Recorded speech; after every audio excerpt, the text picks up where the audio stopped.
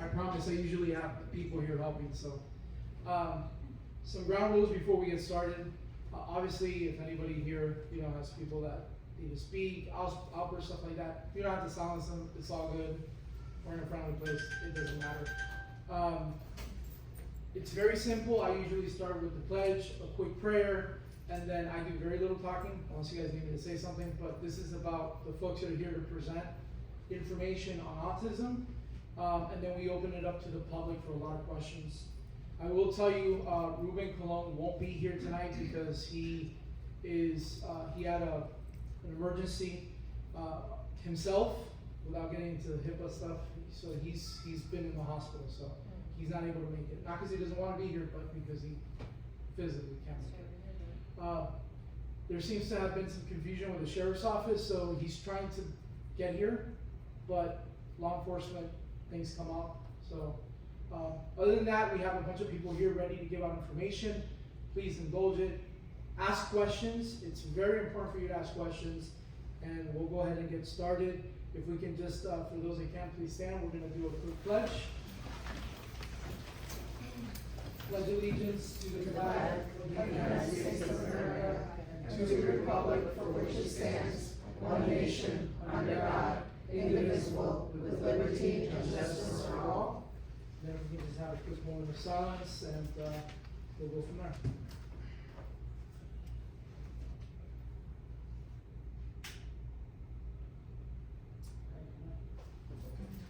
And we're going to go ahead and start off with Becky. So Becky will introduce herself. She's here with Tommy as well, so Becky. Good evening. I'm Becky Puhl with Becky. I also am part of Water Smart Florida, the State Drowning Prevention Task Force. I'm on two of its subcommittees, working on the State Water Safety Action Plan. I'm also the Northeast Regional Representative for the task force.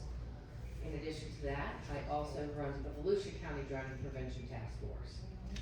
I've been teaching lessons, survival swim lessons, for 27 years now, and have continued to receive certifications and better my education and work with children with ASD and other diagnosed disabilities. And I teach them survival lessons. They are one-on-one, and by the time I'm done, these children can swim and either float or tread water, and I require them to be able to do it for 10 minutes. To me, that's enough time that if they get away, you go look. I have some materials here that I've brought, and Making Change has some of them. I have designed for our area this in a magnet. So you scan the QR code, it states, Water Smart Volusia, if a child goes missing, check the water first. Bathtubs, canals, lakes, pools, retention ponds. For water safety information and resources, scan the QR code. It gives you resources to the National Drowning Prevention Alliance. It gives you resources to Easter Seals through myself, Swim Angelfish, Swim Whisperers, who are certified, and they have several levels. I'm level 4 with them, the highest level you can get in working with children with diagnosed disabilities. It also has information for the Red Cross Parent-Child Parent-Caregiver Water Safety Class Certification, which is a free class that you can take. So it's filled with information, including like the Swim Whisperers website has details about the videos that if you have children with ASD that you're going to take to a public pool, and talking to them about a lifeguard and the sound of the lifeguard's whistle, and what to do, and walk up and introduce them to the lifeguard and things like that. So it's full of helpful information for parents and caregivers dealing with these children, especially if they're a low burst. So that was one of the reasons why I designed that. And we're going to be giving that out. I know DCF's willing to pass it out when they do home visits. Early Learning Coalition has said that they will help us. Easter Seals, of course, as well. And the Firefighters Foundation is with us on board with that as well.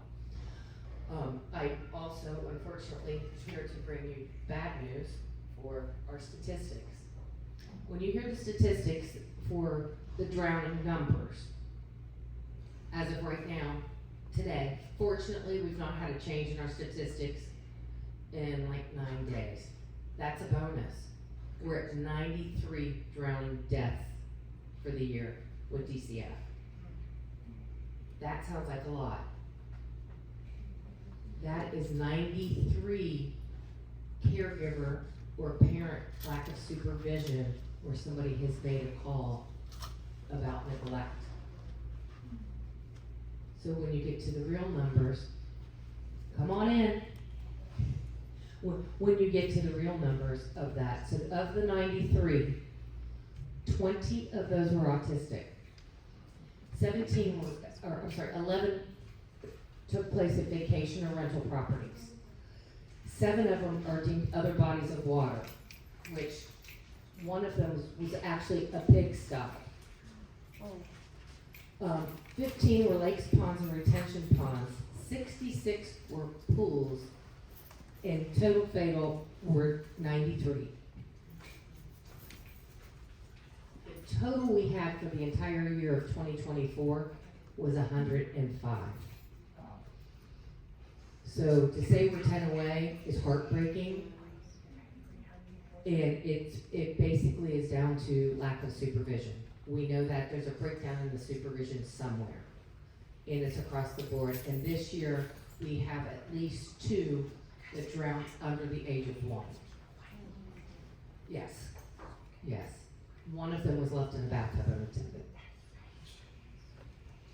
So there again with the stats, with being on the state water smart task force, we have collectively through the years gone back. I was doing the Volusia County Drowning Prevention Task Force, gosh, after the numerous drowns we had, I think 2013 and 14 is when I really got actively involved. Well, with Water Smart Florida then being part of that in taking a look and knowing the people and the statisticians and who all comprises the members, it was getting together and combining all the statistics, which is not easy because you've got the fatalities, then you've got the whole Florida Church program that has the ER stats. So what we have done is we had Kirby Morgan, who is now our fatal, he's our fatal numbers guy, has broken everything into stats for us from 2009 to 2025. This report is through the complete reports through 2024. And what it did was break down residents and non-residents, adult versus child. And why are we doing resident versus non-resident? Well, during one of those meetings, I said, excuse me, are we keeping track of out of the country? I mean, look where we live. So we went back, and that's why we're now doing resident, non-resident, and we can actually pull out if they're from out of the country or just out of the state. We've got 13 international airports in the state. So of course you can expect some cultures that don't culturally swim are not gonna know what to do around the water. That's just a given. So for children, the total number of children that drowned in our state in 2024 was 132. That's children 18, under the age of 18 to 1. Of that, 22 were non-residents, 110 were residents. For all ages. The total number of drowns we had for all ages reported through the ER systems and documented all the way through to the coroners, 648 drowns. It's mind-boggling. Of that, 531 were Florida residents. So we know it's not just a visitor problem. It's a problem in our backyards, in our neighborhoods. It's a problem, especially for us in our area, as we all know, with the flooding, but also the volume of lakes and the retention ponds that we already have. So it's one of those that it's important to bring that forward and let people know that we need to be cautious, we need to be safe, we need to look out for people. I'm a big advocate of telling any of my families who have children that are nonverbal autistic, please go meet your neighbors. let them know that your child cannot speak. Let them know if you see them unattended, they need to bring them home, please. It's essential. When I started teaching 27 years ago, it was 1 in 100. We're at 1 in 36. And that's only improving because we're able to test earlier and do more advocating for the testing and see traits. And that change came with the DSM-4R to the DSM-5 when it encompassed everything under the autism spectrum disorders. So essentially, that's where I wanted to just share with you all with the stats. If anybody wants to be part of the Drowning Prevention Task Force for Volusia County, let me know. Glad to help in any way. Thank you so much. So we're gonna, once everybody does their presentations is when we're gonna do all the questions, and please, like, don't be shy. I want you guys to please ask questions. Tammy, you wanna come up just to let everyone know what you have in the back so people get it? I'm Tammy, and I'm the Managing Director for Making Change for Drowning Prevention that Miss Becky has had a very big hand in establishing. And we do donations to, we provide swimming scholarships to parents who have autistic children that, so they can get drowning prevention lessons, so we don't have those statistics. So we do it by grants, donation boxes on the table, money from wherever I can get it. So, and when I get it, then I find parents who need their child to have those swimming lessons. I say swimming lessons, but it's really drowning prevention lessons. So that's what we do.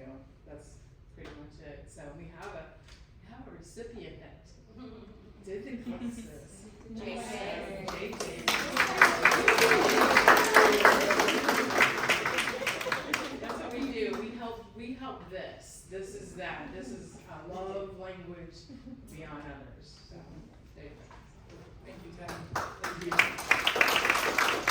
Next, if I can please have Jennifer from BCART come up, and if you have a presentation, we have a laptop there, and if you have yours, we can just switch out the cables. Oh, cool. Well, Whichever's can I just pull easier. up the website? I'll Yes, do it that please. way. And I will give you the mic. You know politicians sometimes. Hi, everyone. Just give me 1 second to pull up my website.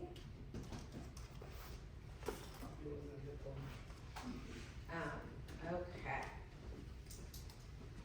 So, hard to follow up that topic because that's so serious and so important. So thank you so much for talking about that.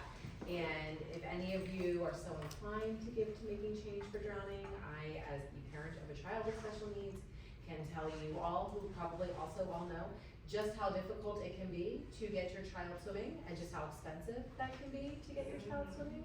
As I'm spending hundreds of dollars every summer to keep up those skills. So if we can help out people that maybe wouldn't be able to do that, I think that that's amazing. So thank you for what you're doing and thank you for the lessons. That's amazing. Thank you. So I'm Jennifer Cicia. I'm with UCF CARD. So that I'm not super repetitive, are there people that do not know about CARD here? Oh, cool. Okay. So sorry to those of you that do. I will be a little repetitive, but I'll give you all the information. So CARD is the Center for Autism and Related Disabilities. We are a state-funded discretionary project to support people of any age that have an autism or related diagnosis. Now, related is what's defined in the legislature, not necessarily what we think is related. So related diagnoses are Rett syndrome, child disintegrative disorder, PDD-NOS, Asperger's syndrome. Neither of those are really diagnosed anymore, but if your child is older and were diagnosed years ago, we still take those diagnoses. And we do deaf blindness, and also if you have a single sensory impairment, deafness or blindness, but have another disabling condition like Down syndrome or cerebral palsy or something like that, we would also serve those individuals. So that's who we cover. Our services are at no charge to families. So you're not paying money to work with CARD. We are not direct service providers, meaning we are not the therapy providers that are gonna come to your home and do therapy. What we do is we help you find providers. We can troubleshoot situations. we can come to your home and do home visits and help you through whatever might be going on.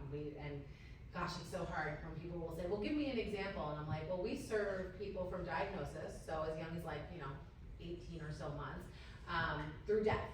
So I think that the oldest person on our caseload is in his 80s right now. So as you can imagine, it's hard to give an example of exactly what we do, because what I do with an 18-month-old and what I do with an 82-year-old is gonna look very, very different. But some examples are things like I've helped parents troubleshoot toiletry.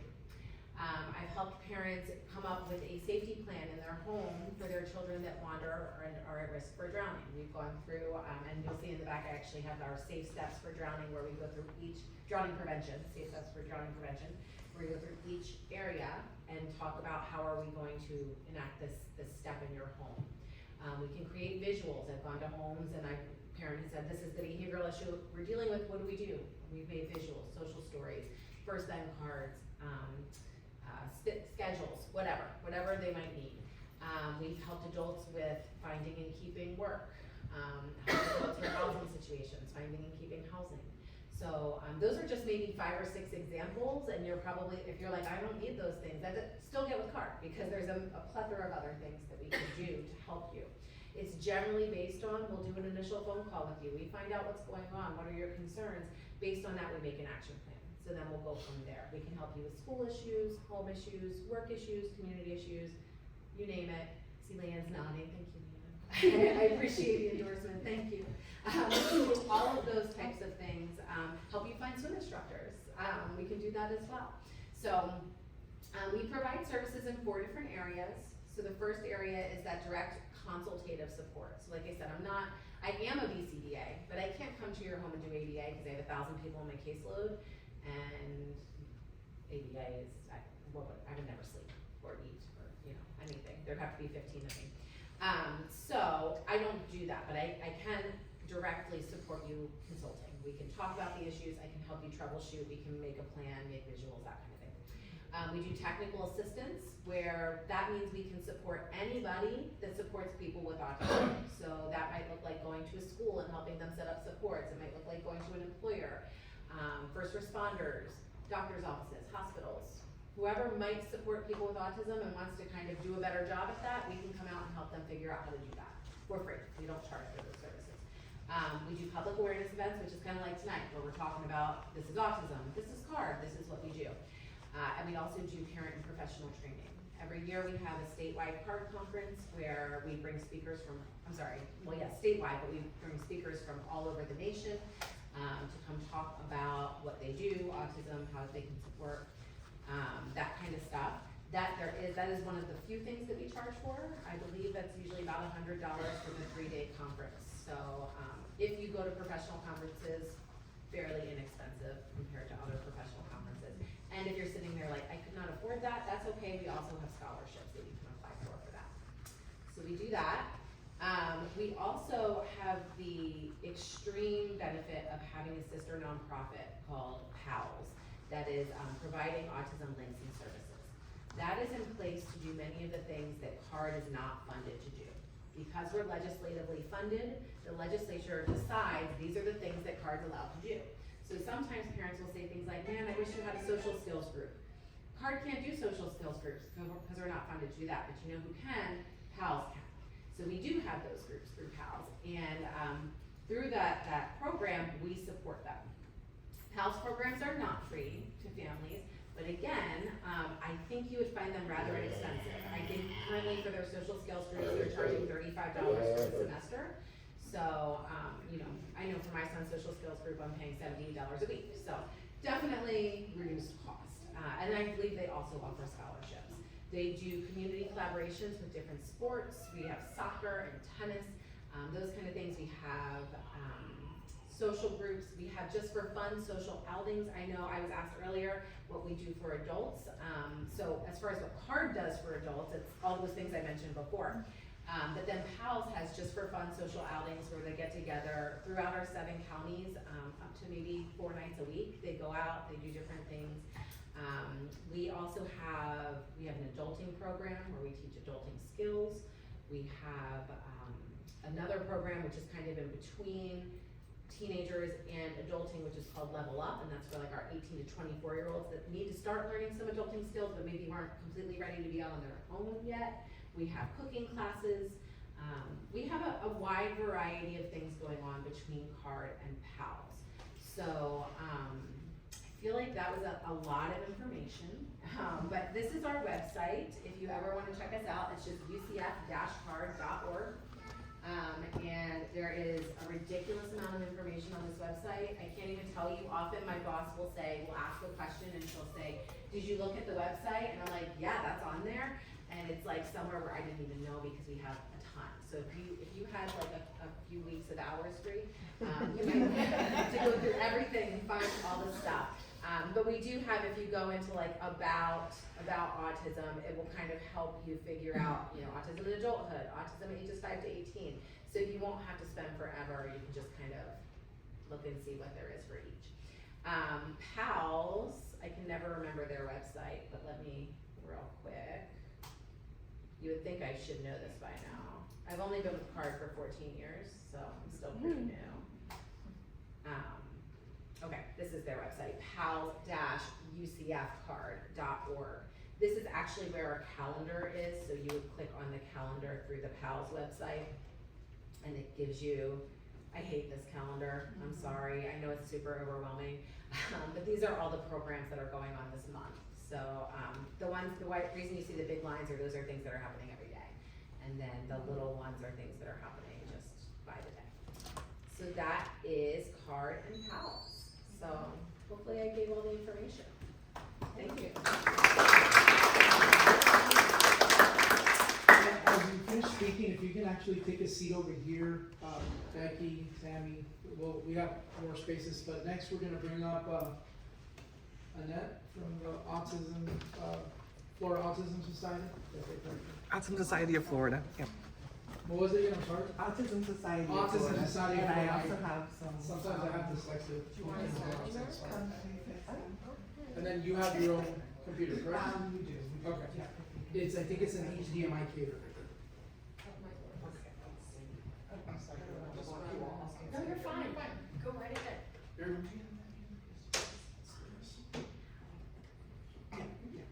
I will give you the mic. I'll just introduce myself while we're connecting. So I'm Annette Lizardo, and I'm a former Volusia County resident. Moved earlier in the year to the other side of the coast, so I was a few minutes late.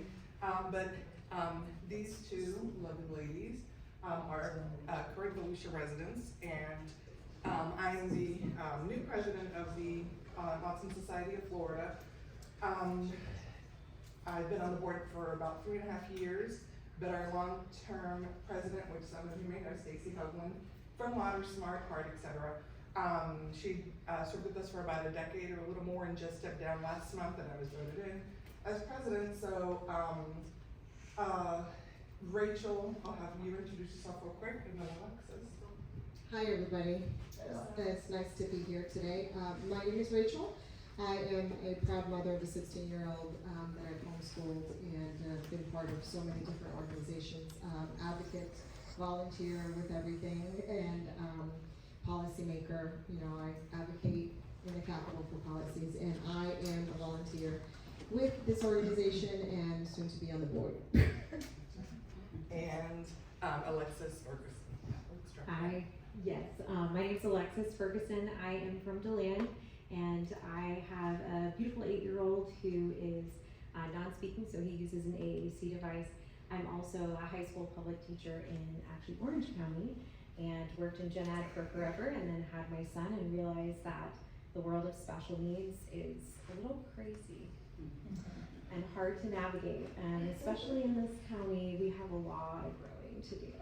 So as an educator myself, I'm trying to really promote that our children sometimes can actually use gen ed curriculum, and trying to advocate from an educational standpoint. So I live in DeLand, and I'm on the education task force for Autism Society of Florida. So if there are any issues, you're always welcome to give me a call. I'm here to help in any way I can so that we can have better resources and all of that for all of us. Yeah, and I I will just mention, because they mentioned their children's and their ages, mine didn't come with me. He's about 6'3", close to 300 pounds, a non-speaker, what you would consider a gentle giant. But we have been very happy when we live here. The fire department, you know, Deltona Foundation, Fire Foundation is one of the best in the town. And also we did a training, I believe your son as well participated, with the Volusia County Sheriff's Office. So I will tell you that, you know, as far as first responders in the county, you know, Volusia's doing rather well. Because you know, we get to see the whole spectrum. There's a lot of good programs for first responders here as far as training, optional registries, et cetera, the home, the stickers, all that. So, you know, I want to go through some of the slides we have real quick. It's not working? It's not here, it's Oh, not he's coming coming, from okay. this. Okay, well. I have a solution. Okay, Oh, he's okay. working on it. I have a But solution. here's the slides if you wanna look at the slides. Yeah, you can do that. Yeah, some of the slides were already discussed anyway, so we can Right. kind of flip through those rather quickly. And, you know, you can always go to our website as well, which will be at the end, in addition to some other resources, you know, like our and Water Smart and other ones. So a few of the slides have to do with statistics. Believe it or not, I was born in 1970. I'll give my age away. But at that point, basically, the statistics for autism were only, someone take a guess, one, how many? 10,000. 10,000. Okay? Now, you know, I believe I heard 1 in 36, I heard 1 in 34. Unfortunately, it's just getting worse. So honestly, it's very difficult to have a family that doesn't know someone or have a loved one on the spectrum. And just so you know, because I have 3 kids, my middle one is the one I described. My older has Asperger, which again is quote unquote milder. You know, as our children are diagnosed and time passes, you may have heard level 1, level 2, level 3, or less severe, or more severe, more moderate. So there's different terminology depending on when your child was diagnosed, as Kurt said. Unfortunately, our kids are 160 times more likely to drown than a regular child. And as Becky said, we are leading the nation with drownings, unfortunately, this year, for different reasons. We do believe that some of the numbers reported are actually more are have autism just undiagnosed. So, you know, because a lot of kids are not necessarily diagnosed at 2.5 or 4 or 6. So it could be someone a little bit older that honestly just never got to be diagnosed. And as we all know, autism may look differently from one person to another. You know, we have loved ones or been in a classroom or, church or mall, anywhere, and see different behaviors or different devices or not, you know, maybe some sign, or headphones. Now, you know, it's very popular to see someone walking around with headphones, not because they're listening to music, like when I was a kid, but because of the silencing, right, because of the sensory overload. And it's great because we are working with some airports, like Orlando has the Sunflower program, but also Tampa had reached out to us for some feedback because they're creating a section for, let's just say sensory friendly, you know, lower lights, less noise, a quiet space really. Because unfortunately, at least not my son, isn't the best at waiting.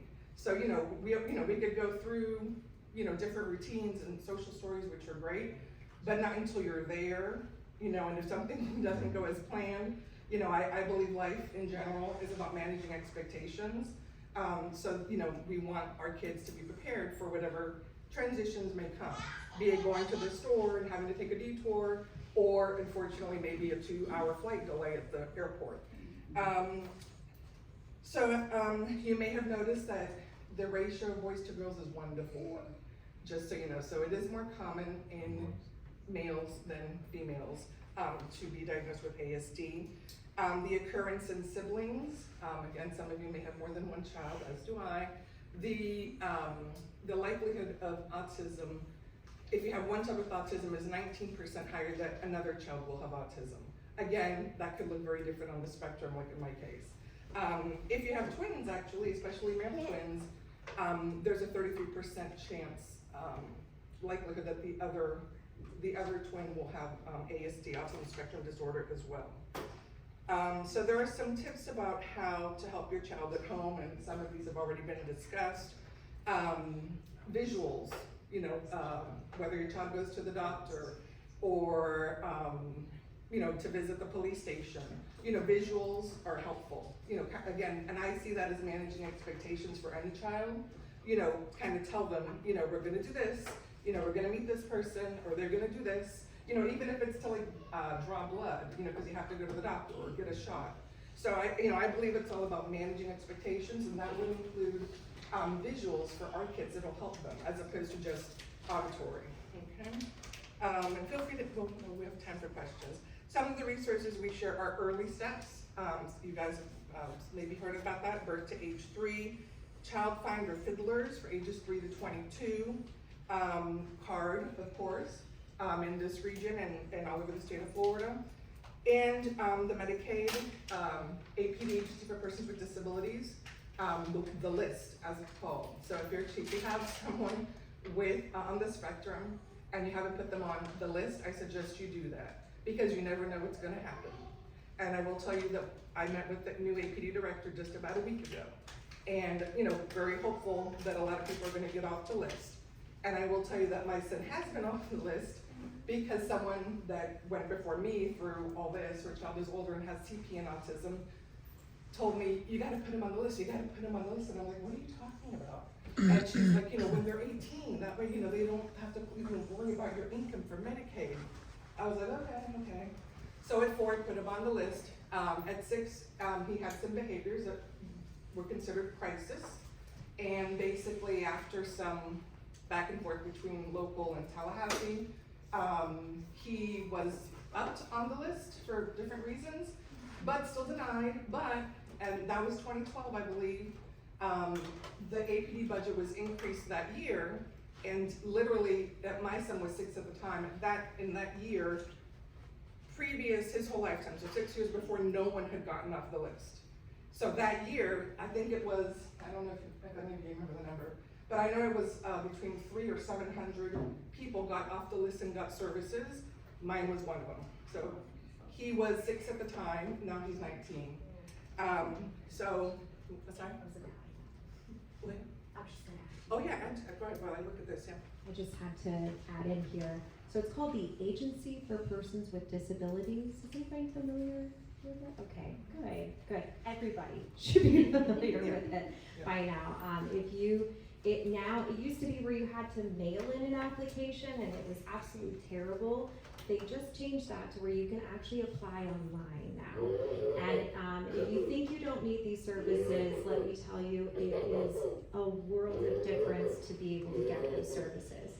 We did not think that my son, being as young as he was, would qualify or even get off the wait list, but we went through some really difficult times where he was in the hospital multiple times, and we qualified for crisis. And there's many families that I've met with who think that they can handle it, think that it's okay, we're just gonna get through it, we're gonna power through, and they qualify for crisis. So once you get med waiver services, your child is also eligible for Medicaid, even if they have primary insurance. So that means if you're going into the hole for certain copays for ABA services, for example, on a daily basis, those are now covered by Medicaid. So this is really important to even apply. There's also a current pilot program in the state of Florida that once you're on the wait list and you qualify for at least the wait list, you can actually get Medicaid managed care. So you can actually get a piece of that to be able to cover some of the therapy services that you have right now. So my son is only 8, but he is on med waiver. You also can receive respite services through that program as well. Okay, I just said that. Yeah, no, that's great, thank you. And I just wanted to share, we do have parent support groups. We have one in English, we have one in Spanish, and we actually do have one for military, for vets. And those are actually, we have people from outside of Florida who call in for those. As you can imagine, especially the military, because they have to move around so much. So those are free, those are on our website, and they're monthly. It's very informal, and it's a great way to get information and, questions. The Autism Society of Florida also, as I mentioned, we do law enforcement training and first responder training, also CPR training. And again, I think, here, you're doing a great job with that. Not so if you do travel, keep that in mind. And you may see also some autism stickers on cars. There's different points of view on that. Do I want it to seem like a target? Do I want to identify like that or not? So those things are optional.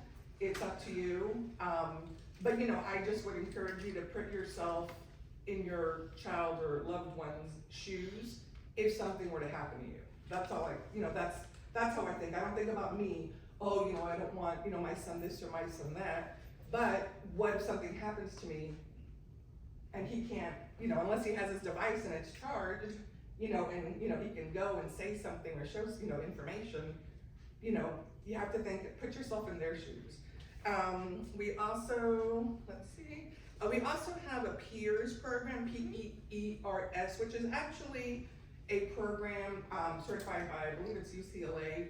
It's a national program for social skills for those on the spectrum, a little bit older. So that class actually begins Monday, our next one. So we have someone who's been doing that for a long time. And the next class begins Monday the 22nd. If you have an older, a loved one on the spectrum, it's PEERS and it's on our website. We also do online art classes for free, usually for the younger ones. And we have had music in the past, but we have to get a new instructor for that one.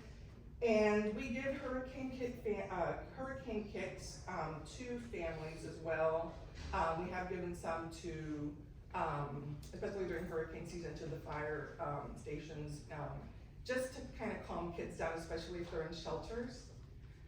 So that is helpful. We also train job coaches and Autism Day at the Capitol. It'll be February 11th, I believe, 2026 is the next one.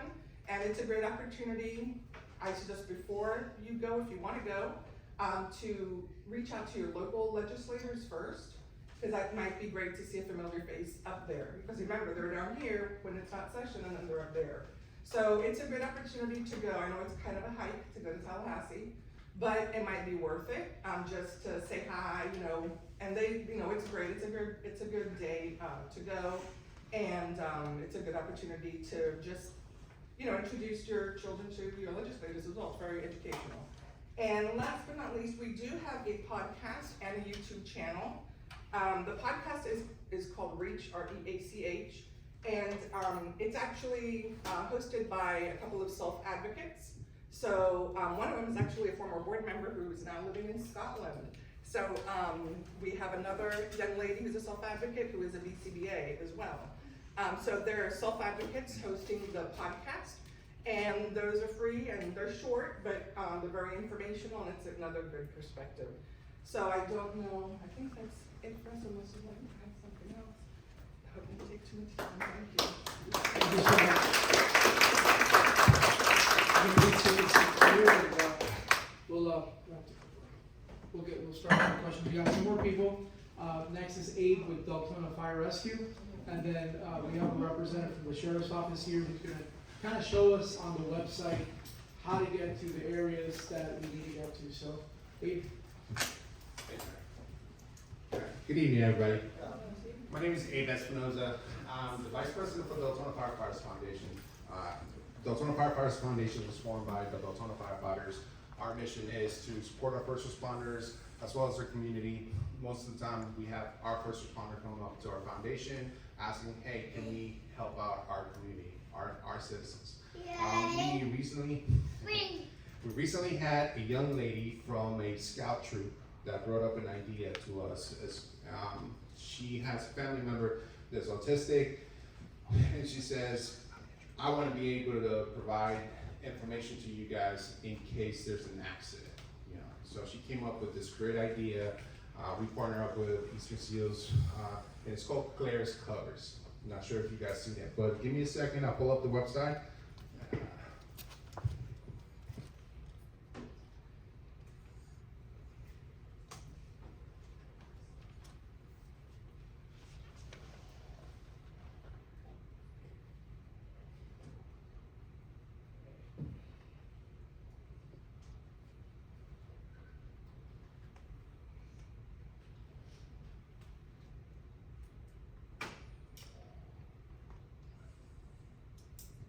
Alright, so this is our website and about us. So if you guys go to our website, you'll find information about all the initiatives that we're taking place with, or we're trying to get out to our community. The big one that's important for us today is going to be Claire's covers. So you can scroll down here. And it gives you information about what the covers are and how they work. So this is a new program, so I ask everybody to bear with me as we get it out into the community. And then we have somebody here that's already signed up for it. And if she wants to talk about it, we would appreciate you, since you're one of our first ones to sign up for it. So the way it works, you come to our website, there's a form there you can fill out. You reach out to us, we take information regarding autism, anything that's special needs, and we put it in this website.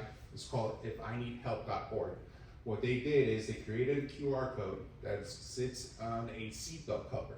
Okay, so the program was Claire, named after her, Claire's covers is a seatbelt cover that sits in your vehicle wherever the special needs person sits. So what that does is, in case of an accident, we show up.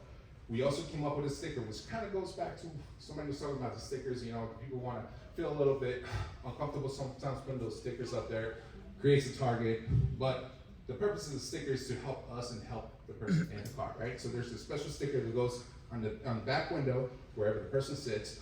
When we show up, tell you a little bit of what we do as firefighters, not as the foundation, but when we're on the job. When we show up to a call, especially a motor vehicle accident, we kind of do a walk around the vehicle to make sure that, one, everybody's inside the car, or two, kind of give us an idea if somebody's outside the car, depending on how bad the accident was, right? So when I do a 360 of the vehicle and I see the sticker, I know there's somebody in the car with special needs, right? So that puts me going directly to wherever that person should be sitting. I identified the seatbelt cover, which has a QR code. Nowadays, everybody has a smart device. Our fire department equipment, also we have iPads, which constitute as part of our equipment. We can take our iPad, scan that, and it gives us information on the person. So we don't have to speak to them if they're nonverbal, or if they get triggered by, by whatever the circumstance is. They don't have to communicate with us. We go up there, we scan it, we get the information we need. We have, there's a spot for emergency contacts. So if you're not in the vehicle, we can contact you or whoever you choose as the emergency person. So it's a very great tool. We're trying to put it out there to our community. It's free of charge. You can reach out to Station 61 Administration Office. You can come up there, talk to administration, tell them you're interested. We'll get you to fill out the form. When you fill out the form, we verify the information with you, make sure that we have only the stuff that you want to share with us in case of an emergency. Once that's verified, we give you a password. We set you up with a security system, so you have access to change information if you need to, if something changes. So as you scroll down, we made a little pamphlet that has information about the cover itself. That's what the cover looks like. Yeah, and there's the form I was talking about. So if you go to Deltona Firefighters Foundation, you hit about us, you start filling that stuff up, all that form information there, it's gonna send us a message. We'll reach out to you and contact you with more information and get what we need, right? So once we get the form filled out, once we verify that information, we come out to you, we give you your cover. Every cover has a specific code. It's not just the QR code, so it's got a code with it too that we can type in if we need to, if we can't scan the code. But everything is specific to the person, and then we put the sticker. We ask you, obviously things change, especially kids normally sit in the same area all the time, right? So especially if they're having a car seat, we would like to keep them in the same spot. But the important thing is, even if they're not in the spot that they normally sit in, if I see a sticker in the back of that car, makes me go inside, look for that cover, scan that cover, get that information, and gets the ball rolling. Just to give you a little bit about, I've been with Deltona for 20 years. I started as an explorer before I joined the fire service, so I've been around.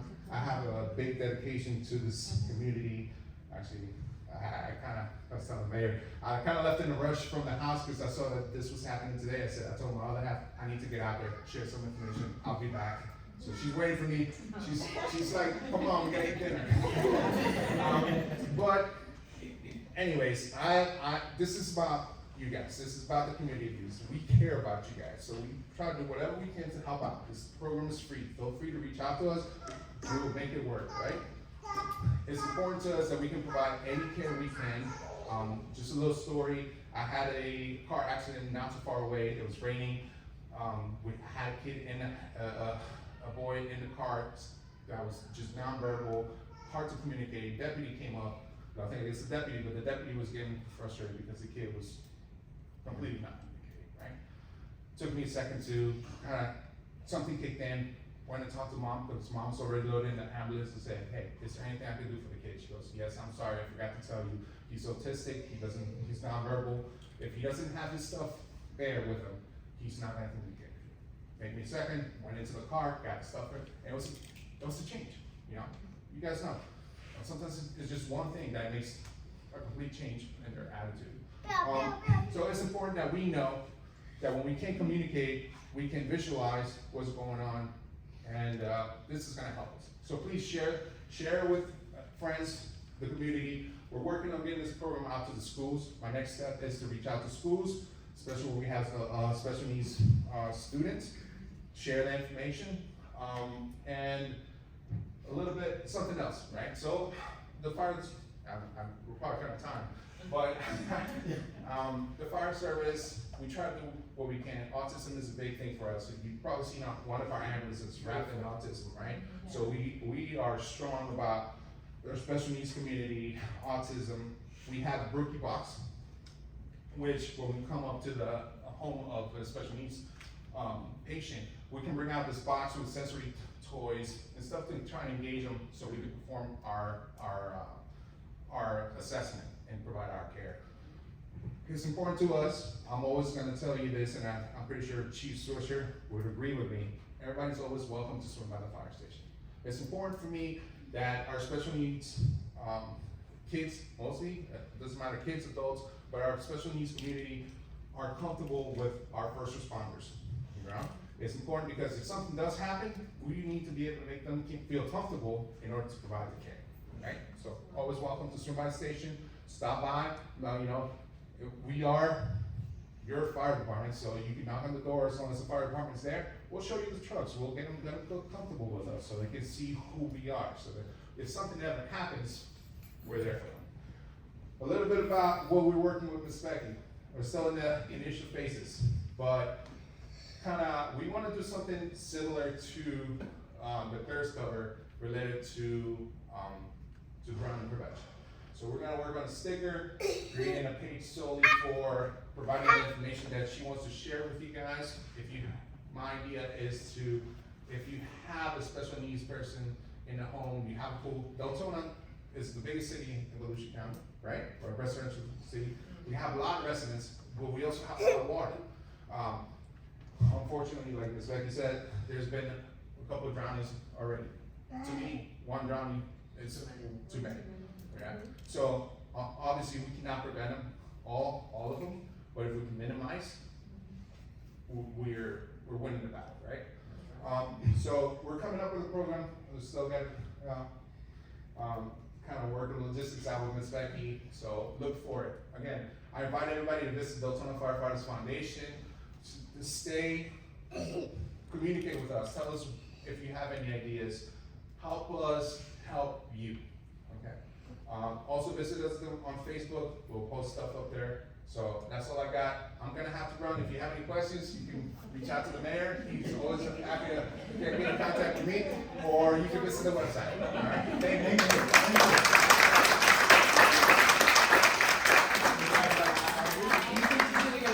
If you email me the questions, I'm gonna send it to him. He's more suited to answer me. I'm gonna invite Andrew from the sheriff's office to come in. Sheriff Chitwood has tried. He loves his community. As you guys know, autism is near and dear to his heart. He apologizes profusely. He did not mean to not come. It's just, as law enforcement and other things also take up his time. So Andrew, is here, and he's gonna kinda go through it, and For all we know, he's arresting somebody. I came to take pictures. not me, I'm here with you guys. There are a lot of experts in this room, and I'm not one of them, but I didn't want to let this opportunity go by without sharing some information with you from the sheriff's office. If you go to our website, Yay! Me! one of the first items on this main slider is going to be a sign up for our autism awareness program. This is very similar to the lieutenant part of the captain. We have the seatbelt covers as well and the decals.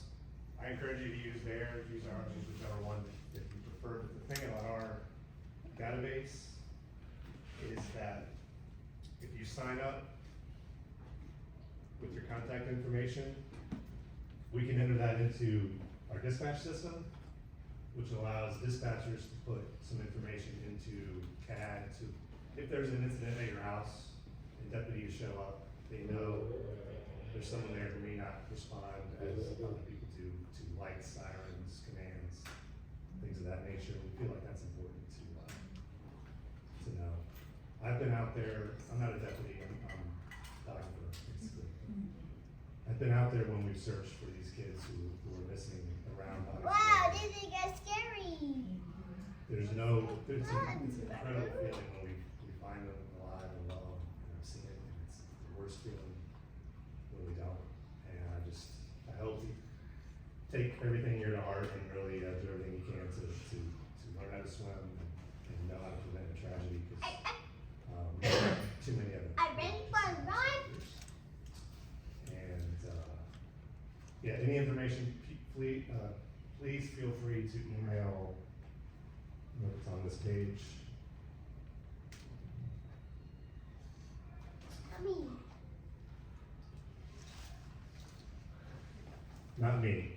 Community relations at BlueSheriff.gov will get you to our community relations division, and they can provide a lot more information. Again, I apologize for checking that. It's a good resource for you.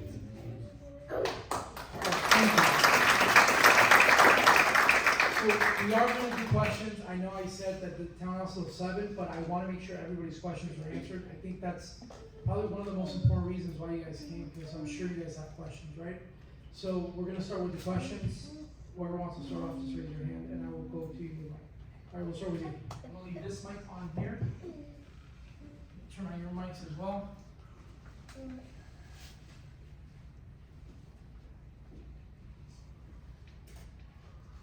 Thank you. This is all great, and thank you for coming out and supporting, because I'm a grandma to 2 autistic children. One lives with me and one lives in Ocala. It's new, it's a lot. I don't feel Volusia County has enough educational, ABA therapy, none of that. They came from down south with all this program and all this support. The mom is a single mother. We're trying, I'm trying my best to help her, but I work full time and I don't know where to send her to anymore. I tried to look around in the area, so question what's going on with the schools here, because I went to grandparents' breakfast the other day, and I was so amazed at how many children are autistic in the school, and there's no programs. The teachers are not even equipped to deal with the children. They're sending my grandson home, yes, he's a tough guy, and they're sending him home with, he's hitting and he's autistic. He cannot sit still for too long. I learned that. I had to learn to bite my tongue with him. So I just really want to be a part. I live here now. I own a home here. My children are here. My grandkids are being raised here. I want to see how we can support one another as parents. We have to, because the schools are not doing it. And it could be budgeting, it could be whatever it is, but there's way too many kids for it to stay the way it is.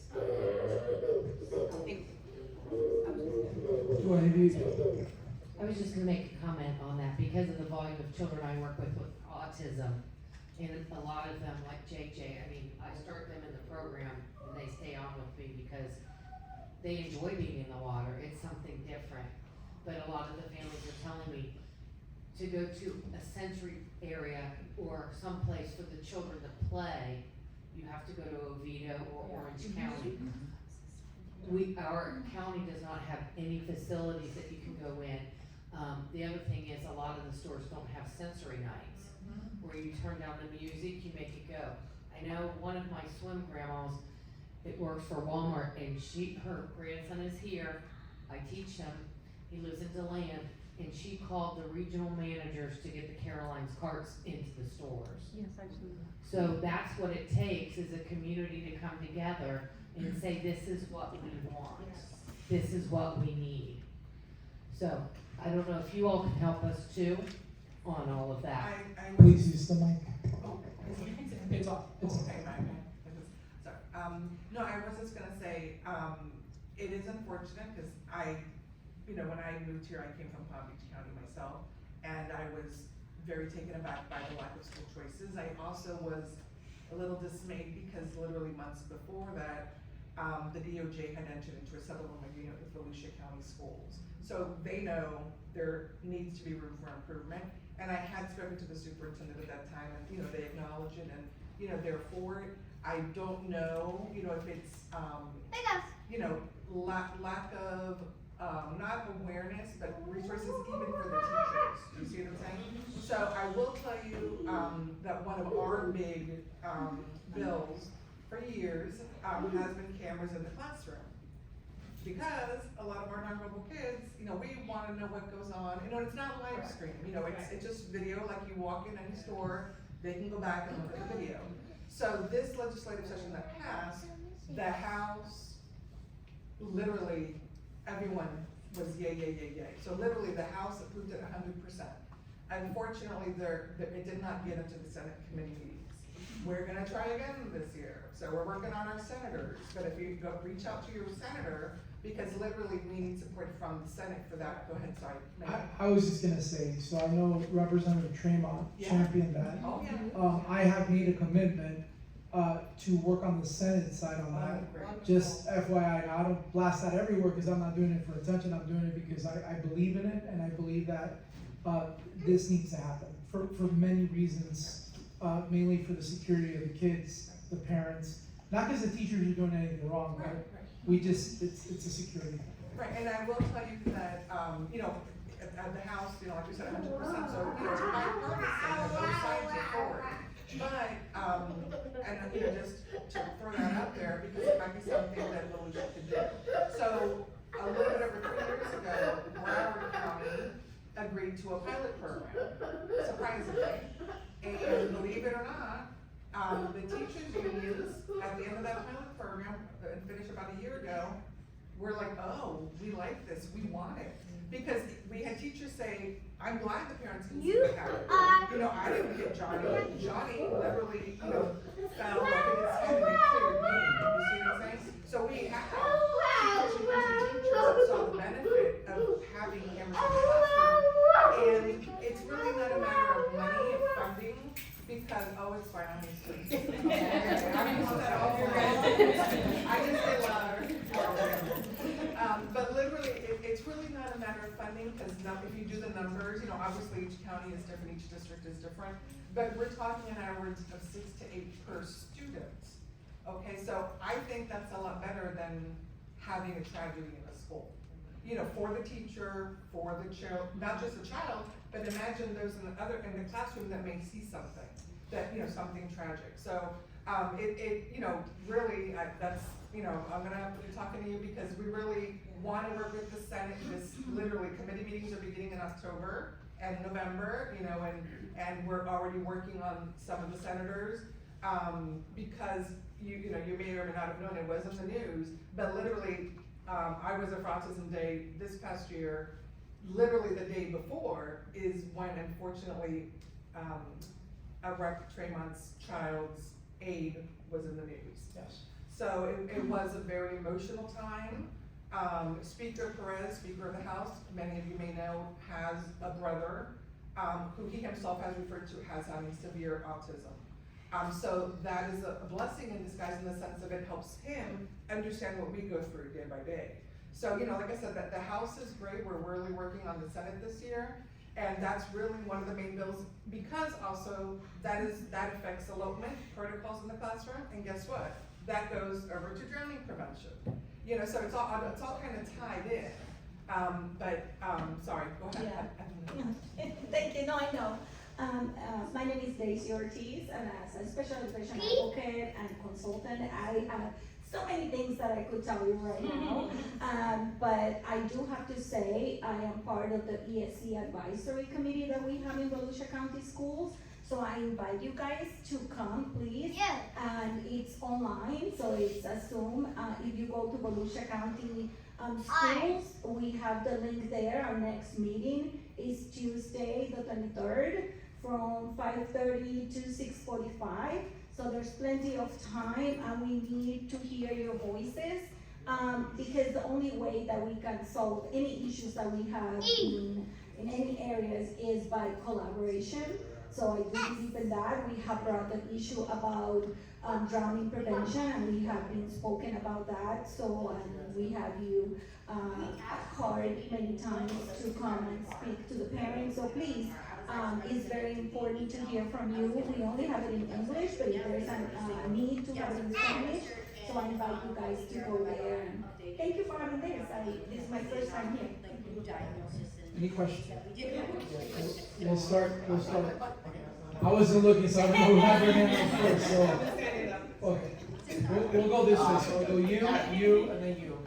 Like that, and then, Sarah, Thank you. Hi, everyone. Thank you guys so much for all this information. Actually, on December 3rd, 2023 at 9:27 in the morning, I sent a message. Good morning. I have a child that is autism.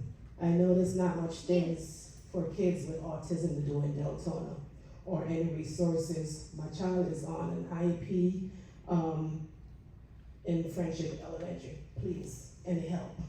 I sent that to your office, Mr. Mayor, and I haven't received no feedback, no message returned, or anything at all. So when I saw this, when I went on the Deltona site and I saw this meeting, I had to come because I need some help. And like what this lady mentioned, there's nothing in the school. My child is very smart, and there's not much teachers there. There's only one teacher in a class that she's been working with her since she's in the 2nd grade. Now she's in the 5th grade. One teacher she works with.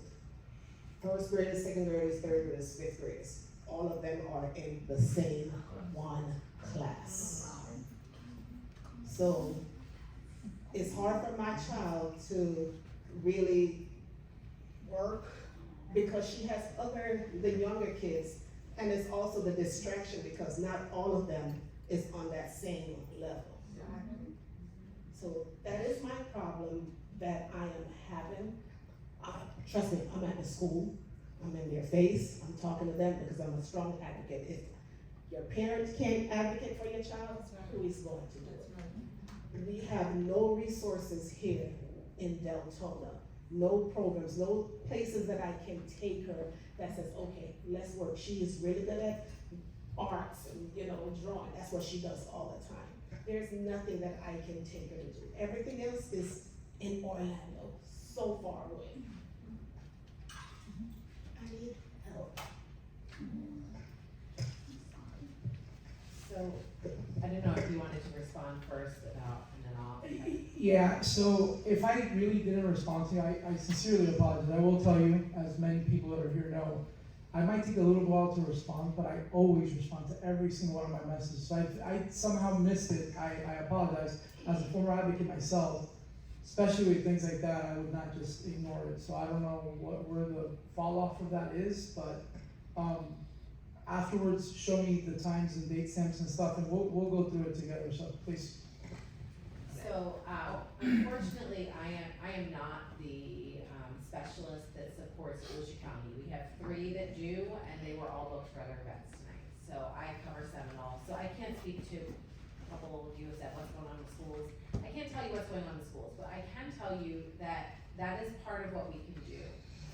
If your child is registered with CARD and you're having challenges with the schools, we can go in and do an observation. We can give coaching and feedback and support to the teacher, recommendations, we can help them make visuals, we can attend the IEP meetings with you to help the schools to put best practices in. We're not advocates, so we're not necessarily gonna come in and say, this is the part of the law that's being violated. It's not like that, it's more like, how can we help you to make this better? What can we do? What kind of supports can we get? So, like I said, those are free services. So I think you were one of the parents that said you had not heard of CARD before. So if you want to take advantage of that, you can just go to that website I gave earlier and you can register right from the website. It takes maybe 5 minutes to register your child, and then you'll get set up with one of the people that covers Volusia County, and they can help you. As far as what's going on in Volusia County for supports, I do know PALS has made multiple attempts to try to get things up and running, and unfortunately have not had it. Well, they have. I'm sorry that you've not been able to take part in those, but they are always looking to expand. So perhaps maybe we can be talking. I know locations are challenging. Everybody wants to charge for a location. PALS is a nonprofit. So maybe you can find some locations and people that are interested in participating, then I can talk with PALS and see if we can get some more things going on for you. Just to interject, PALS does have a Volusia Yes. unit because my son's 16 years old, but I believe it's in Deltona State. And so it depends on the location. So whenever you get the info, you sign up with PAL, with CARD, then you put your information in and you will receive all the news that they have year round. And every time they have it in the fall and in the spring, you can sign your child up at least to get together for social groups, but you have to attend in Orlando for that information session. I know, trust me, I live in Daytona. And so when I did go, there was so much information that was given to me that I regretted not going sooner. And just for the information's sake is what I recommend for you to go. And I don't have a lot of information regarding the issues that we have in Volusia County. I can sympathize with you. I can empathize with you because I've been at it for 16 years. And unfortunately for me, I had to take my son out of the system. He was nonverbal. Not everybody has the benefit to do that. But what was able to help me was to sign up for Step Up for Students, scholarship. Back then it was called the Gardner Scholarship. Yeah. It was a lifesaver for me.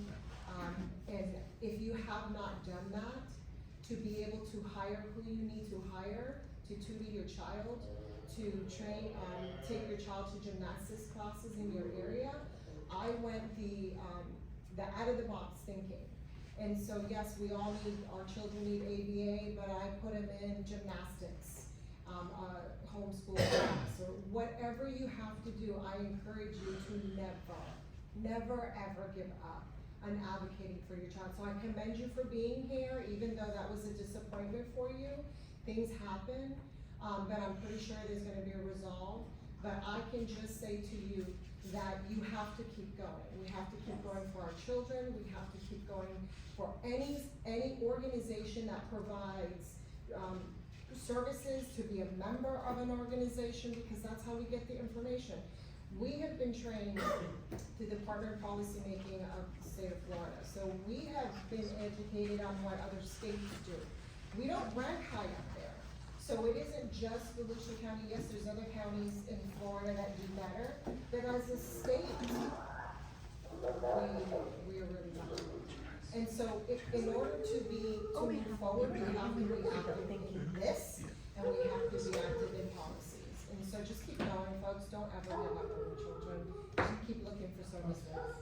I was just I think you very short, because there's so many more people. No, I would just encourage you, ma'am, and everyone, perhaps after today, I would reach out to your school board member and say, hey, I didn't see you there. It would have been great to see you there.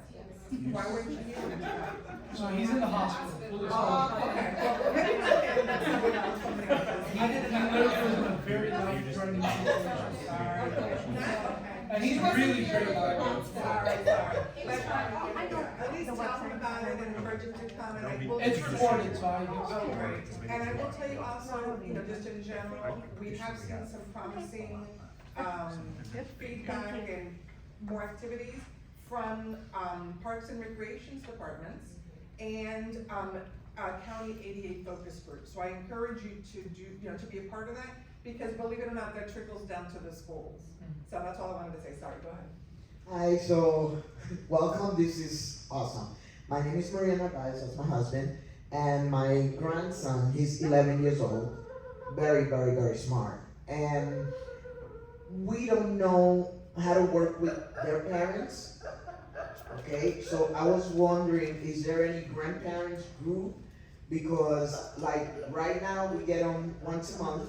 Before they kept him away from us, and because he started speaking, he started asking for grandma and grandpa, and so that's how we get to see him. But we get to see him once a month for 7 days straight. We are hitting 70, and we try to do with our money monthly that we have to deal with him to keep him, involved in something. Right now we take him to church. He loves it. Centro Internacional. So he's the only kid that gets on the stage and take pictures of the background, and he's enjoying it. But we don't know that everything that we open our mouth, we're doing something wrong. And we see the potential of our grandson, and we don't know what to do. So we had a series of trainings for grandparents that were offered about a year ago. So now that I'm hearing that need is coming up again, I will ask, it was one of our specialists who has worked with a lot of grandparents in the past, I can ask her to offer that again, because that I think is super needed. She also tried to do a support group for grandparents, and it never quite got up and running, but I think maybe that's a good thing to bring back up to her, try to help her again, so, thank you for sharing that. Just real quickly, I know one place that's here in Deltona, it's called I've taken both my granddaughters there, they loved it, we spent like 6 hours. They played, and they have a place where you can go in. Daddy. It's called the Play Fort in Deltona, it's like a little common, and they do on Deltona Boulevard, they do an evening for autistic children too. That's next to Bagel King, right? Yes, it is, yes, and they are so nice. The lady that owns it also owns the resale shop on the end. It's a big place like this, like maybe twice as big, and they pretend that they're firemen and firefighters in the slide, cooking everything you wanna do for them, and you just have to buy socks, take socks, and then there's a fee for it, but for 6 hours of playing indoors and having fun, and watching them do what they wanna do, how they wanna do it, it's a good place to go. And there's a lot in a controlled environment. They have handicapped bathrooms. It's set up really professional and everything. So What's the name again? I'm sorry. it's called the Deltona. It's the Play Fort, and you can go theplayfort.com. That's And- a Bagel King. Yep, the Play Fort. Yeah. You wanted to add, please. I was gonna put a plug in for the Play Fort. I love that place. Yeah. It's great. There are so many different places and resources, and it sounds like we need to kind of compile these resources together, and have a. Teachers would have them in the school, so, Absolutely. send those pack it home for the kids. Absolutely, and I have been actually talking with Annette, trying to work with local hospitals, having a packet for crisis support as well, I think is very important. But I just wanted to add about your grandson, I always say presume competence. So always don't make assumptions of where they are at what level, because you really never know. We learned that my son could read, and he has never spoken a word in his life. And now he's doing his first online class with the school that I teach at, and he's doing 3rd grade math. So, Yeah, they have you never my know. grandson homeschool, and they live in Seminole, we live here, and it's overwhelming because he demands so much, Yes. of the time. And by the time that we take them back home, it's like, you know, we have to take them in the swimming pool 4 or 5 hours. We take the time. It's a lot. Absolutely. I would love, personally, on a personal note, to get names and phone numbers and emails so that we can do this again as a community. Yes. So I don't know how you guys feel about it. You're not comfortable with doing that, but I think it's really important as a community that we come together as parents so we know these resources because, you know, you may have never heard about APD or UCF cards and so forth. So that's my 2 cents. Right. Good evening, everybody. My name is Angie Casada. I grew up in Deltona. I'm actually a news reporter for News 6 in Orlando, but again, I'm a Deltona product, right? My daughter, she just has been diagnosed with autism level 3. I didn't want to bring crazy awareness on it because I'm learning as I go. I almost felt like Finding Nemo in a massive ocean. And I didn't really, I have a great platform, but I wanted to be knowledgeable more than anything before stepping out. As soon as I saw this, I was so ecstatic because of the fact that Deltona is taking this initiative. I know there's a lot of parents out there that feel like they aren't learning anything, they're not getting the resources they need, but it is out there. My daughter goes to Friendship, she's part of the ESC program there, the pre-K program, and we're seeing firsthand, you know, how Volusia County Schools is working and the disadvantages and the advantages, and we're going through it firsthand. I am pitching and really advocating within the newsroom just to really shed light on stories to bring awareness for autism. Sometimes I feel like my hands are tied because I am the rookie in the newsroom right now, but I am pushing for that. And I would love to get my contact information to anybody needed just to shed light if there's any issues that you guys are going through personally that maybe we can have a one-on-one. The biggest thing too that I really want to put out there besides that is I love that you spoke on that as far as coming together and meeting almost like a resource where we have everybody's numbers or if we can do this again. Currently, because of my situation, I won't go into detail, but I am a single mom right now and I have my village of my parents, their grandparents, dad's pushing up in the 70s. Mom, you're in the 60s, I won't put that out there, but you know, but it's really hard when you have a 4-year-old toddler that has a lot of energy and they're high functioning and it's just a lot. So I didn't know if the Autism Society, if you guys had, I love the fact that you guys work with in Volusia County. I didn't know if there's like a chapter here that maybe we can get something together, we can build where we can get the resources all in one hub. Maybe there could be a Deltona to Landaberry chapter. That really gets the parents connected, and I would love to be a part of that. I know my mom came in here as soon as we pulled up. We got here like 30 minutes early, because she wants to get a part of that. You know, just to volunteer to give back, to really just help parents that don't know where to go or where to contact if you're frustrated, or activities for grandparents that's safe. You know, I was taking my kid to Lake Helen because their playground was safe, it was gated, and I was so excited, and now they're closed currently. So now I'm limited, right? So even if it's like finding those things or maybe having those days where we can talk to schools and use their gymnasiums or their cafeterias for different things, or just to kind of get that momentum going. And if there's any way that I can help, I just want to put that out there and see if maybe we can build a chapter and just and go to Tallahassee. Let's do it.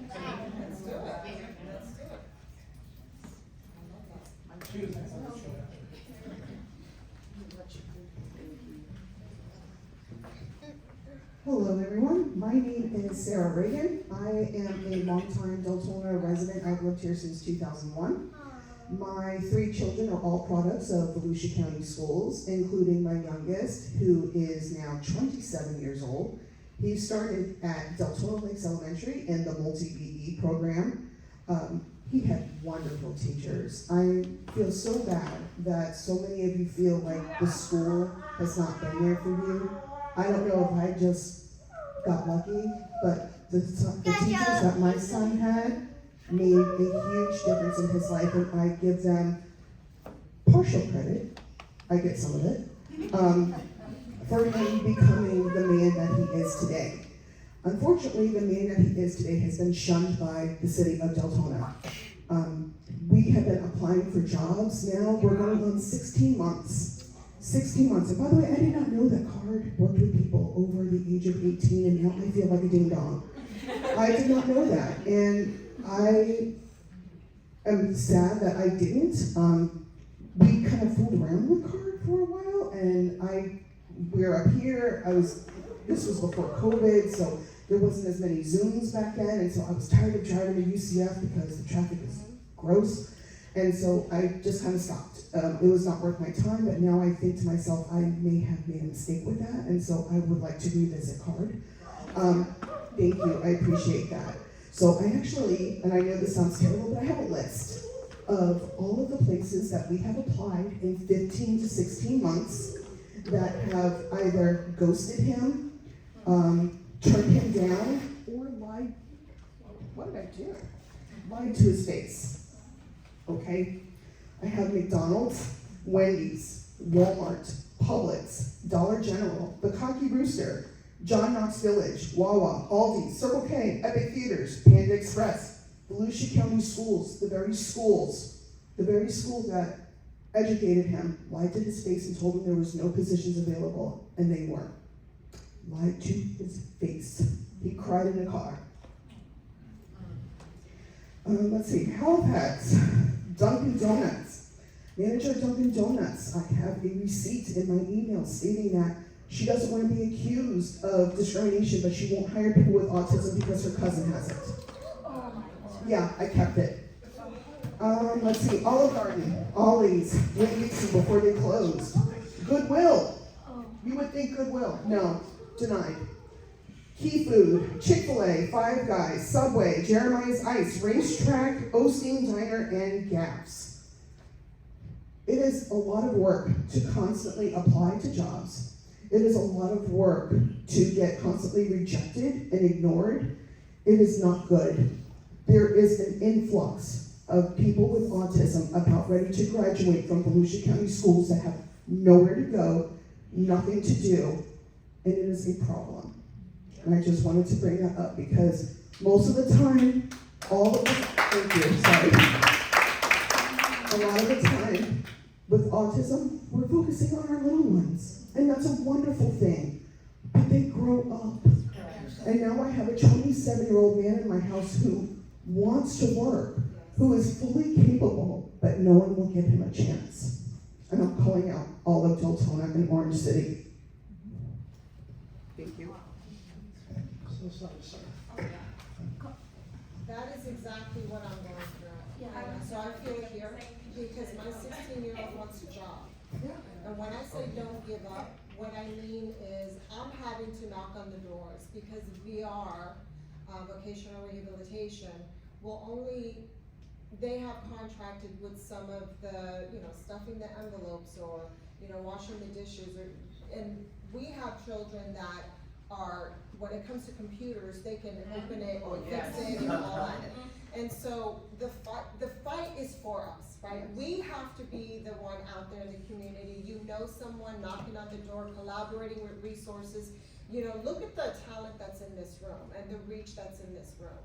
And so, yes, we can say what's going on in the community, but it is for us. It is for the mayors. They have the heart for it, and that's what I love to see. Our sheriff has a heart for it, but it is up to us to be able to go, I know somebody who's on the board of Halifax, and can you start opening up opportunities? Because if we sit and wait, then what's gonna happen to our children? They have the quality of life. And so that's literally where I'm at right now. I attend Calvary Christian Center in Ormond Beach, and we started a special needs church there. Meaning a special needs service, and then we do exceptional Easter egg hunt when all of Daytona ends up coming out. And how does that happen? That happens between parents and grandparents like us. And so I can see the grandparent organization booming up and them attending.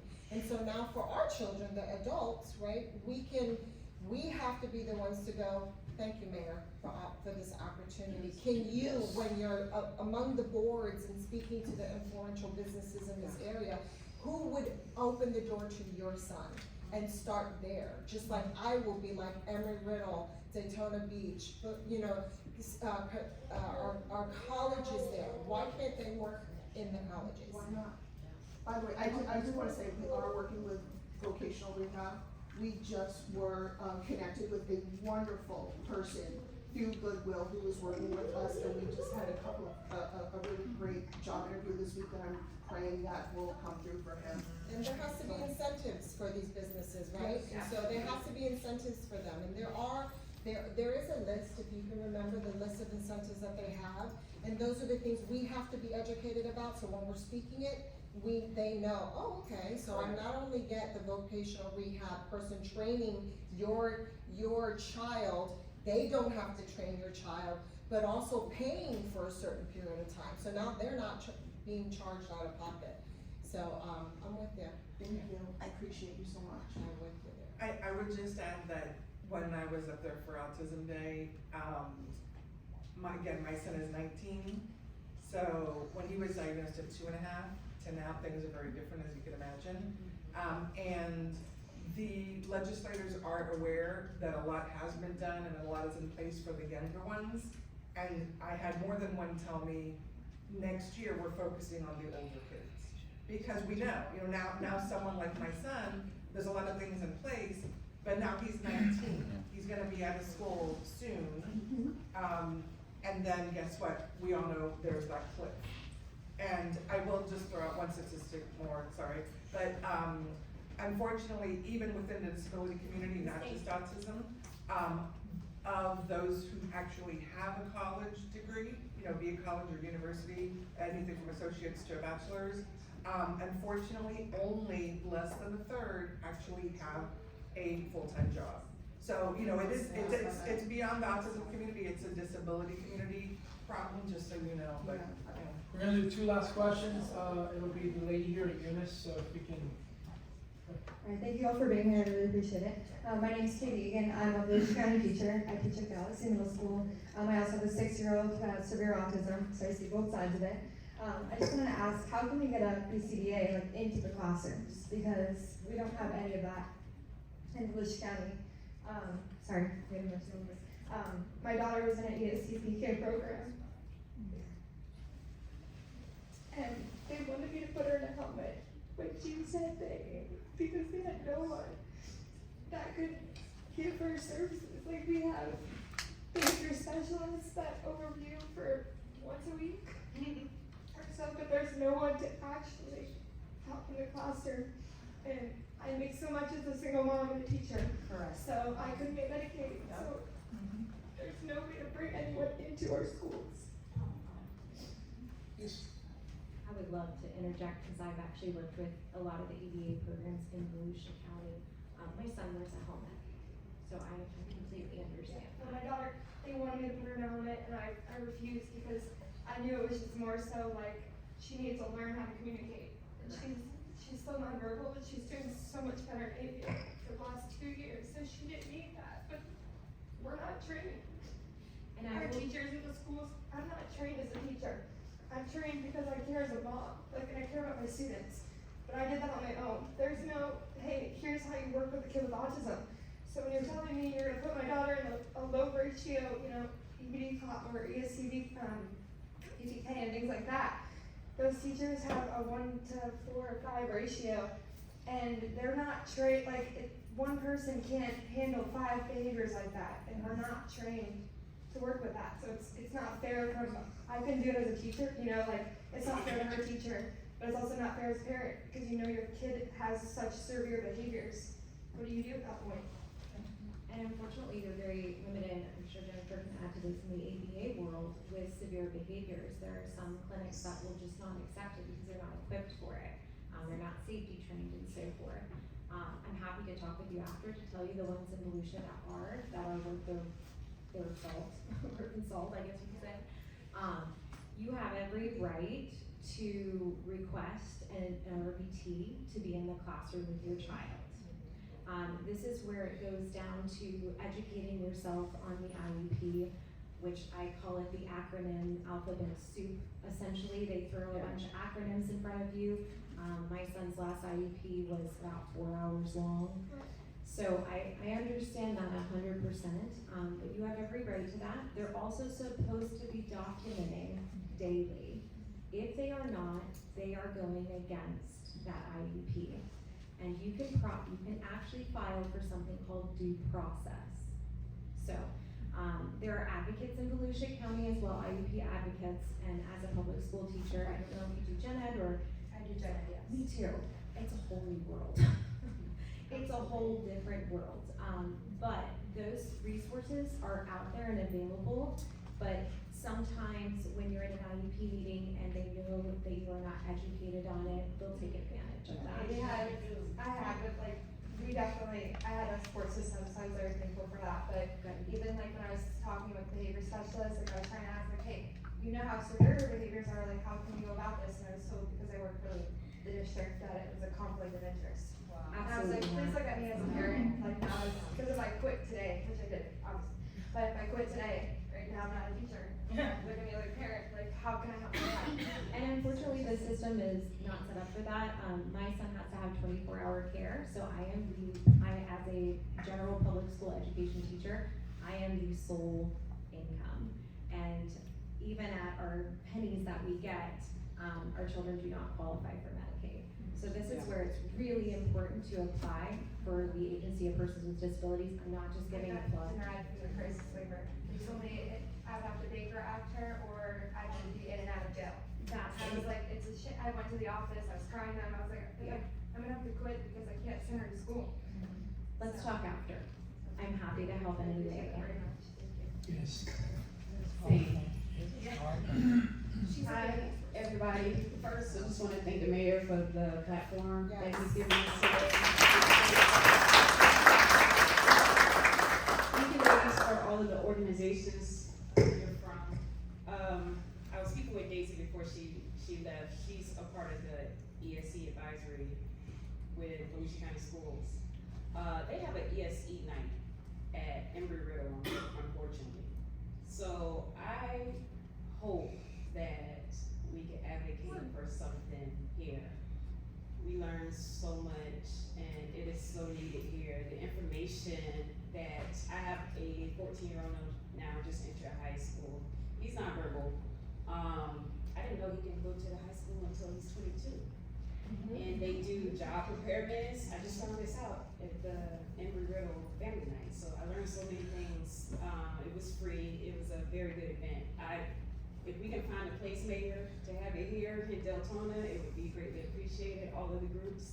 I don't know if you guys can advocate for it. Here? Yes. Okay, no. Okay, yes, it is much needed because like so many, myself, a lot of people are unaware of all of the programs that are available. They're out there, they're hard to reach, they're hard to find, but they are available. Quickly, I wanna go through, I had a question for Becky to swim. Is there an age limit to your services? They have to be at least 6 months old. And how old do they go? Right now, my oldest student I have is 14, but I've taught through adult. Okay. And do you have somebody working with you, or is it just you? It's just me. Oh, wow. And people all day, some days, all day. God bless you, 'cause But like I said before about my certifications, I also did the RBT. yeah. So I did the 40-hour RBT, so I have that under my belt as well as everything else I've done. Still, the need is great, and one person, that's, God bless you. But yeah, I just wanted to let people know the age groups. And I do the vouchers too. Yes, yes. And I know, Department of Children and Families are doing vouchers. The Water Smart Florida. Thank you, through the YMCA, so I know they have a waiting list. with Becky. And so making change, has some grant stuff still too. Yeah, so- they said there was some grants, and then there was a waiting list at one point, and then they started calling people from the waiting list. Which are two different things. Oh, they are? Okay. Yeah, the Water Smart Florida is the voucher program, and that was state mandated, voted into legislation last July. And we just completed the first year, at the end of June. They just, for those who did not cash in the vouchers, they did a re-application process that, was from beginning of July and closed the 1st of, September. So that was round 2, and they're waiting to see how many of those, applicants turn in their vouchers. So, I'm one of the providers with voucher the Ys are one of the providers. Right. And then there's somebody over in Spruce Creek. Do you know what Deltona State College, they're working with you guys? They used to be run by Paul Heaton, and I think he's retired, and they are, American Red Cross, but I don't know what's going on with them. And for that information, you could just reach out to your agency? Well, they would be, you can reach out to the aquatics department at Daytona State. I mean, No, for the residents with the vouchers. Oh, they are not listed as a voucher program. You can actually go on to WaterSmart Florida, on the page, and it'll have the whole voucher explanation, and give you a list by county. There are some counties that don't even have providers. Yeah, okay, thank you very much. UCF card? Yeah. My son's been with, I'm trying to hurry up, I'm so sorry, because I know we have a time limit, but my son has been with UCF card, for at least 10 years. We've been off and on because of representation in Volusia County. Earlier, when we started, there were parent groups, and the lady who was over that retired. So we would go, we would meet, we would gain all this knowledge and information. I understand you have a great overturn rate as far as well, we don't have. Specialists? No. Yeah, specialists in Volusia County, because every time that I try to reach out, my specialist, she's a different one. Yeah, so I'll have one, and the next year, they're gone. Okay. So I just start reaching out. Well, unfortunately, we don't get a lot of people that live in Volusia County that. And that's a problem, because, You're right. there's not a lot of people that's knowledgeable about it, but the ones who are knowledgeable about it, they give up, because there's no representation. I do wanna say the PALS, the website, if you sign up for PALS, they'll send you notifications about all of the support groups. You can actually go on there, they'll send you notifications about different events, like on Eventbrite. I was part of a minority autism women's group. Yes. And it's sad to say, all of the ladies in this group, we would meet, I think, once a month. They know their card specialists and all of the services that they provide. I'm like, and then they go to these different functions with their kids, their teens, and I'm like, Volusia County can't travel to Orange County for different services and stuff like that. So, definitely representation in Volusia County is greatly needed. I know you said there's 3 specialists, but not really. So, and just to clarify, when I said we don't get a lot of people in Volusia County that live there, I meant applying with card. So a lot of times our people that are serving Volusia County are driving from West Orange. Exactly. And I noticed that. Yeah, I didn't mean we don't have a lot of families in Volusia. Right. We don't have a lot of, but we have had Celeste, has been with us for, I believe, over 3 years now. I had Celeste, and Okay, I good. recently contacted her, and she said she's not mine. Probably because we Or- actually hired another person to help with Volusia County, and that's Okay. Rachel. So that's an additional relief person. On a positive note, like I said, we're trying to hurry up. On a positive note, I did reach out to Celeste. It took a couple times, because your load is incredible, it's crazy, busy. Yes.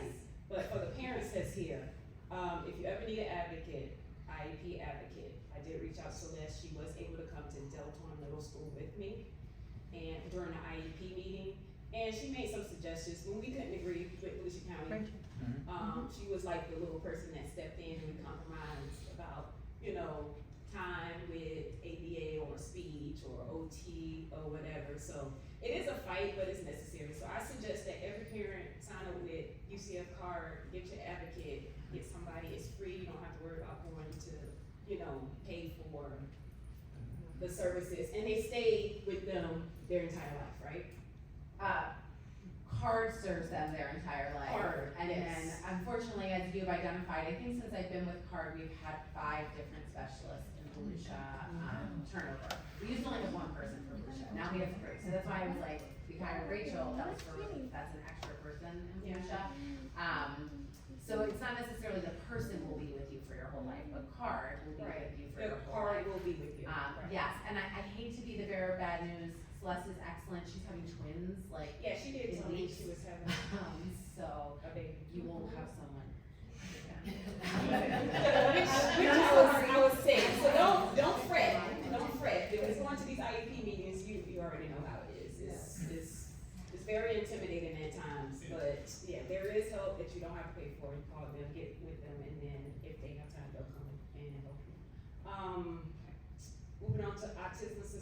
IT. Is there any way y'all can get something around here? They're gonna do it. Okay. No, I was just saying, yeah, definitely make sure they get your information. Yes. And just, I don't know if this QR code works or not, but Autism.org, we have a lot of resources on there.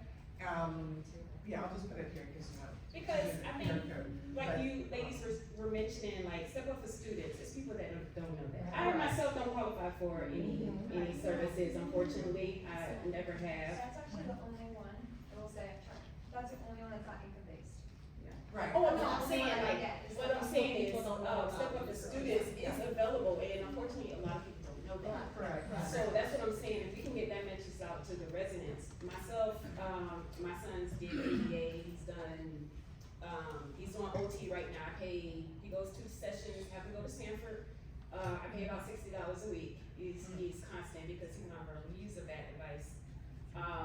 Like I said, he's 14, so it can be quite expensive at times, and I can only afford to do speech, and he gets OT in-house.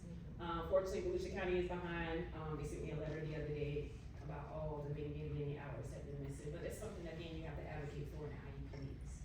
But yes, we can get your information, we need this here in Deltona very badly, so the residents can be aware of all of the programs. Oh, Yeah. last thing, You guys have our information over here, or something? We can definitely. Yes. I think that's a great idea. We'll stay here and we will literally have you put your names, number, and email, and we'll start seeing what we can organize together. Another thing I want to say about Step Up, because my son is a Step Up recipient as well. All of us actually. We actually. I used to be actually. Yes, and it is an amazing resource, something that a lot of families are not familiar with. I did not know until Annette told me, is that depending on the level your child is and how their matrix score reflects on their IEP, it's really important to get a copy of their matrix score. They usually won't give it to you. But depending on that score also is dependent on funding. So if that score is a 254 to 255, matrix is the highest, and then the lower bracket is 252 to 253. But I will tell you that the difference between the bottom and the top tier is literally over $20,000. Right. So it makes a huge difference because that's just not for tuition for a private school, but for homeschoolers, including therapy. So even if you don't have insurance or whatever, the Step Up for Students, Florida Empowerment Scholarship for Unique Abilities, it's a very long name now. But it is not income-based, and it has been around for some years, it just changed names, but it's definitely worth applying for. But the matrix makes a big difference, that number. Last thing, because it's recorded really fast, the sheriff's department, I know that he's not here, but for those kids who are nonverbal, and this can be a kid that's not nonverbal and use the AAC device or the little board with the different characters, and they just can't communicate at this time.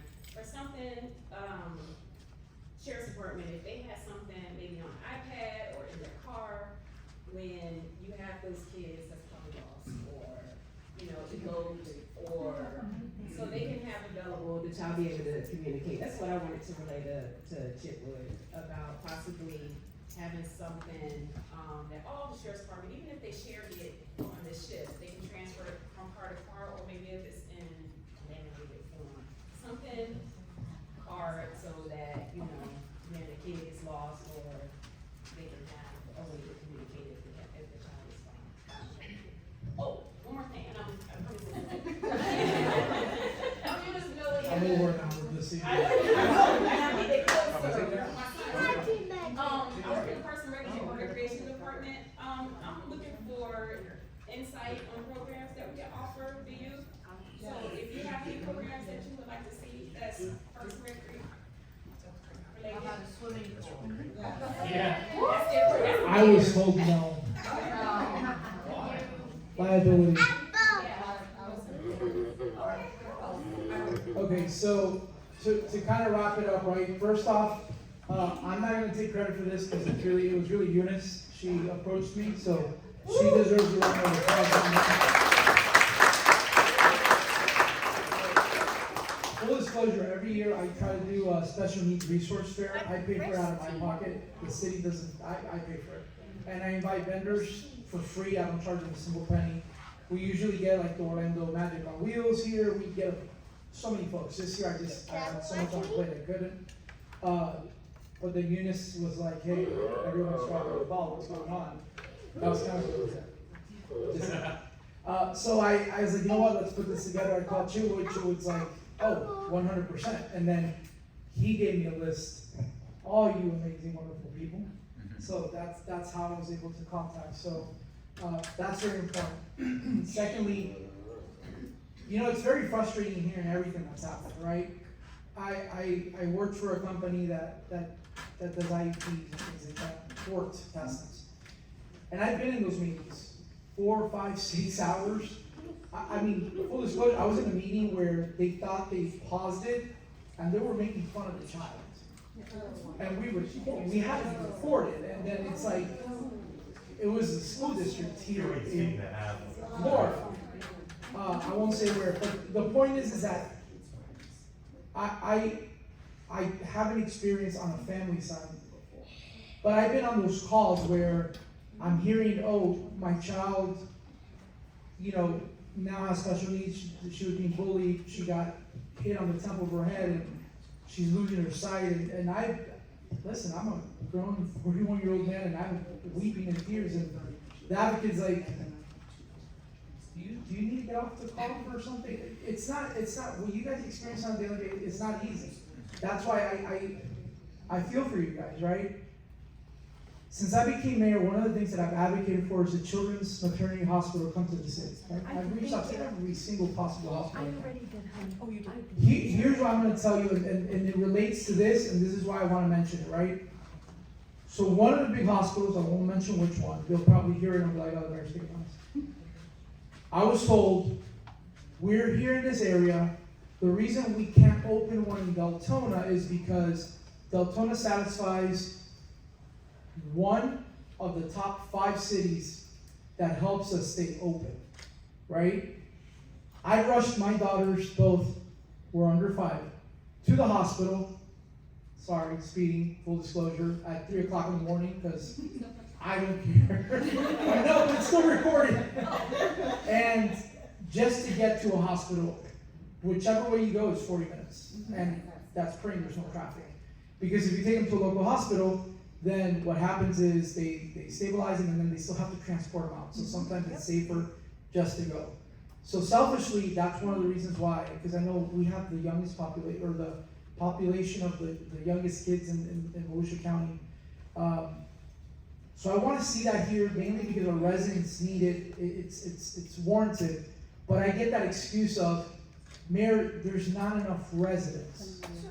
And it's tough to hear that from parents that need that service. And it feels like a lot of you are giving the same complaint, that we don't have these amount of services, but it also feels like no one has had the courage to say, maybe we don't have enough people coming to satisfy it, so we need you to go to Orlando, or we need you to go to another area. It's extremely frustrating. I get it, 100%. If we don't continue to have, just so you know, we had like 41 people, I think at one point I counted. That's more than when we get sometimes at a commission meeting, right? You guys need to keep doing this. Yeah. So here's what I'm committing to, right? And it's recorded so you guys can get on me this later.